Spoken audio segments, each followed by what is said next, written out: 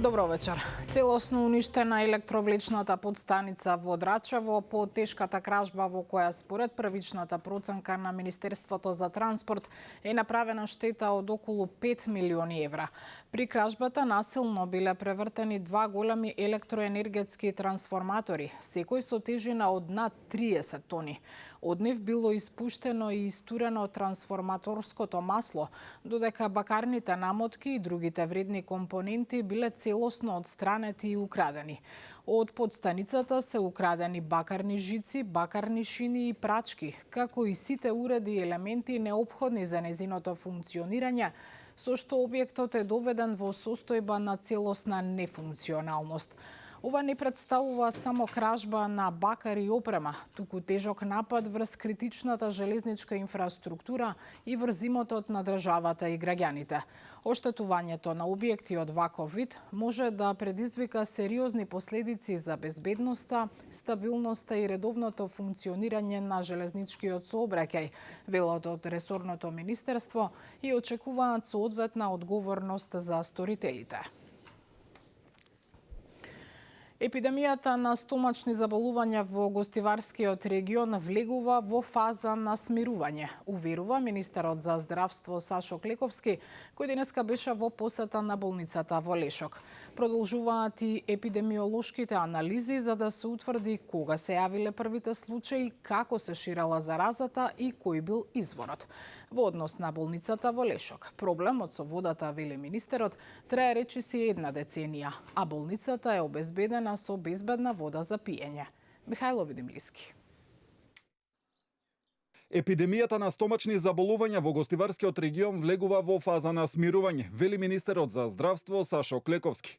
Бројот на новозаболени се намалува, но институциите продолжуваат со анализите за да утврдат како дошло до појавата на заразата и дали имало пропусти во системот за контрола на водата и хигиенските услови.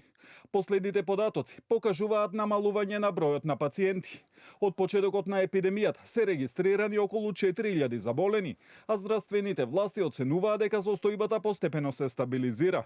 Сепак, паралелно со здравствената состојба, продолжуваат и епидемиолошките анализи за да се утврди хронологијата на настаните, кога започнале првите случаи, како се ширела заразата и кој бил изворот. Денеска имаме состојба од 80 првопријавени пациенти, што е двојно намалување од претходните бројки и дефинитивно сме во надолен тренд. Вкупната бројка на заболени е околу 4000. Со тоа што успеавме до сега да анкетираме, односно се пријавени 750 со пријави за заразни болести, анкетирани се 490. Според надлежните, треба да се направи разлика меѓу случаите поврзани со епидемијата и вообичаените летни гастроентерити, кои секоја година се појавуваат во овој период.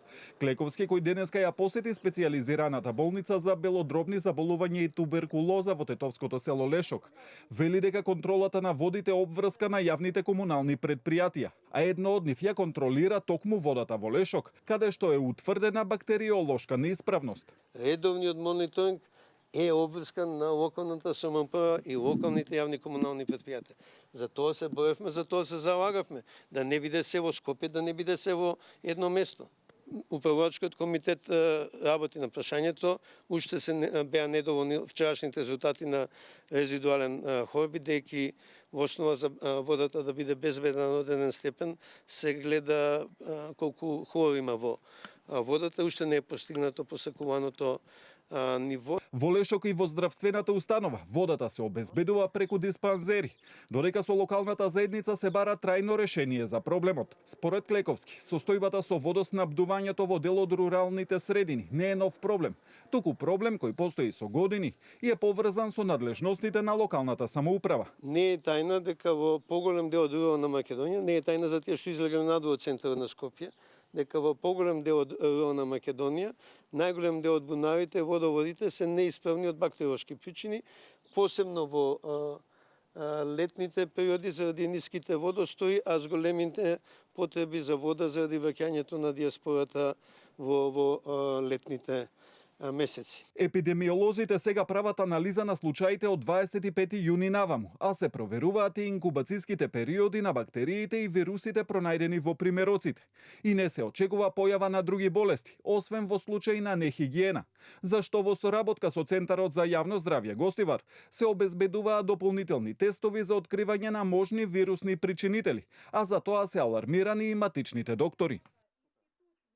Според СДСМ, во 7 населени места во Македонија водата не е за пиење и бараат власта да ги пренамени 5 милиони евра од прославата за 35 години од денот на независноста за, како што велат, да се обезбеди здрава вода за пиење.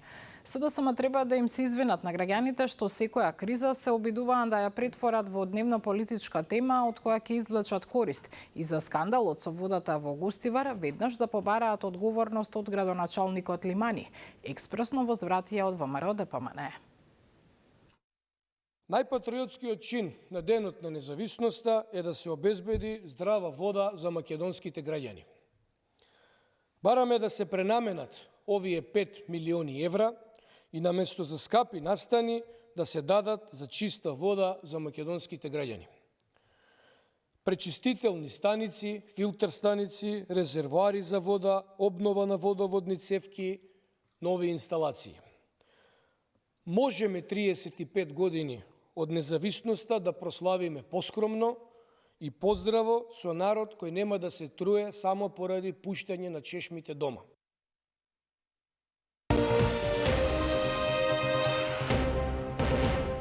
Вице-премиерот и министер за транспорт Александар Николовски денеска изврши увид во изградбата на галериите на автопатот Охрид-Кичево.